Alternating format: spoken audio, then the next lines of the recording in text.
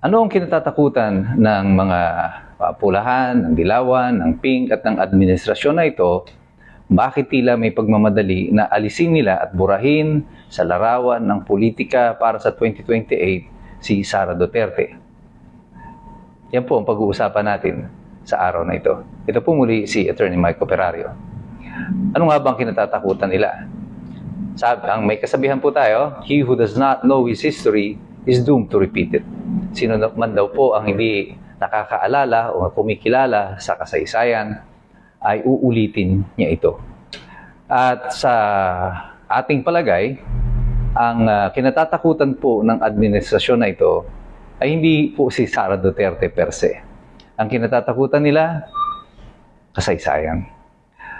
Alam niyo ba, sa Pebrero 2026 ay ika-4 na pong anibersaryo ng EDSA 1 kung saan pinatalsik sa pamamagitan ng People Power Revolution ang mas matandang Marcos, si Ferdinand Marcos Sr. At ang pumalit sa kanya, babae. At kailan nag-umpisa yung mga problema na ito di Marcos? Well, bukod sa kanyang masamang pamumuno nung panahon na yon, noong 1983, nung pinatay si Ninoy Aquino, ay dito nag-umpisa ang sunod-sunod na mga rally laban sa administrasyon ni Marcos. Hanggang nagresulta sa snap election and thereafter, civil disobedience. Bakit ko sinasabing parang inuulit nila ang kasaysayan? Tingnan po natin yan sa kasalukuyang sitwasyon ng ating bansa. Lubog sa usapin ng korupsyon ng ating pamahalaan. At sinong nakaupo? Isa na namang Ferdinand Marcos, and this time, Jr. Sino ang napipintong malamang napapalit sa kanya? Isang babae. Si Cory Aquino noon ay biyuda ni Ninoy Aquino nang siya'y pinatay noong 1983. Si Sara Duterte ay anak na babae ng dating Pangulong ipinakulong naman ng administrasyon na ito sa Hague. Noong 1983, pinatay si Ninoy Aquino. Noong 2025, pinakulong nila si Digong Duterte. Pero ang usapin po ng paghihiwalay sa politika ng mga Duterte at ng mga Marcos ay nag-umpisa noong 2023.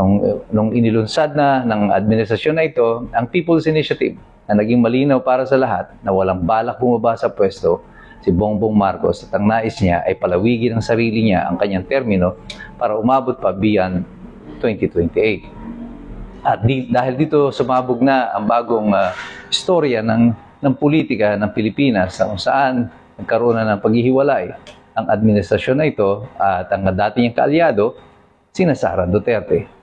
Isa nga bang aksidente na tila parehas na parehas ang mga facts and circumstances na tinatahak noong 1986 at ngayon ay papunta tayo sa 2026. Palagay ko sa isipan ng administrasyon, pati ng PING, pati ng mga dilawan na ito, pati na rin ng mga makakaliwa, mga komunista na tumutuligsa sa kampo nila Sara Duterte. Nararamdaman nila na parang inuulit ang kasaysayan. At ang kinatatakot nila dito ay baka magkatutungang maulit ito at si Sara Duterte ang uupo. Kaya kung kinakailangan, gawin nila ang lahat ng kaya nilang gawin, ay gagawin nila ito upang ma-prevent lang nila ang pag-uulit na ito ng kasaysayan sa 2026. Pebrero 2026, binabalak na naman ng administrasyon na ito na sampahan ng bagong impeachment si Sara Duterte base dito sa mga reklamo at mga demanda na kanilang mga sinasagawa sa kasalukuyan. Malinaw para sa maraming mga Pilipino na ito ay isa na namang sarswela ng administrasyon. At wala itong ibang intensyon kundi alisin lang si Sara Duterte sa larawan ng politika pagdating sa 2028 election. Magsasaksid ba sila dito sa kanilang ginagawa? Well, history is not in the side of the administration. Sa tingin ko, mula ngayong Disyembre hanggang sa Pebrero, ngayon pa lang nagbibilang sila ng araw. Sa iyong pagtulog, atin ang administrasyon na ito, ng kasalukuyang Pangulo, palagay ko, umiikot sa kanyang isipan ang trahedya na naganap sa kanilang pamilya noong 1986, na kung saan sila ay persahang pinaalis ng mga mamamayan sa Malacanang. Sa iyong pagpikit ng mata, sigurado ko na iisip niya yan. Pag 40 years na, uulitin ba sa akin uli ang naganap sa aming pamilya noong panahon na yan? Well, history may not treat our current president so kindly. Baka nga mas malala pa ang mangyari sa kasalukuyang administrasyon kaysa doon sa dati. That's why they are throwing everything. They're doing everything to prevent the repeat of history. Pero ang kasaysayan po ay parang kati ng dagat. You cannot control or stop the flow of tide. It will rise and it will fall according to its own schedule, kahit na ayaw mo o hindi.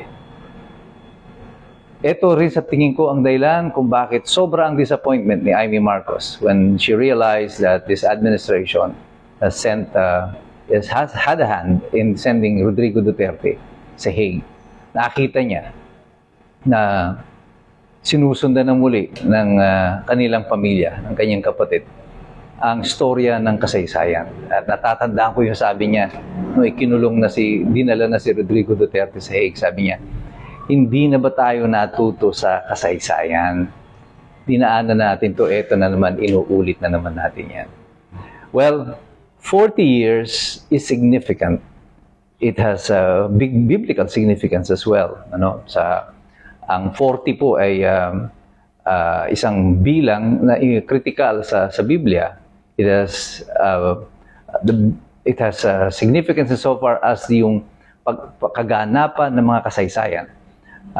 The Israelites spent 40 years in the wilderness bago nila natagpuan the promised land. Jesus fasted for 40 days and 40 nights. So yung 40 po na yan na bilang ay very important and critical. And I think this number 40 years exactly, next year, 2026, something big is about to go down. And the administration knows this. And no matter what you do, kahit anong pagpaplano ang gawin ninyo, history will make itself known and it will manifest itself as it is happening right now. At yan ang kinatatakutan ng administrasyon na ito na bumabagabag sa kanila araw-araw, gabi-gabi. Time is ticking. December na. January. February. In less than 90 days, something big is about to happen in the Philippines. At tandaan po nyo yan. Ang kasaysayan mukhang mauulit muli. Pero tayong lahat, ano man ang mangyari, patuloy tayong naririto, magmamasid. Patuloy tayong makikilahok sa diskurso ng usapin na ito tungkol sa ating bayan. Pero patuloy tayong magsisipag-aral sapagkat mahirap makialam ang taong walang alam. God bless you, God bless us all. Mabuhay ang Republika ng Pilipinas.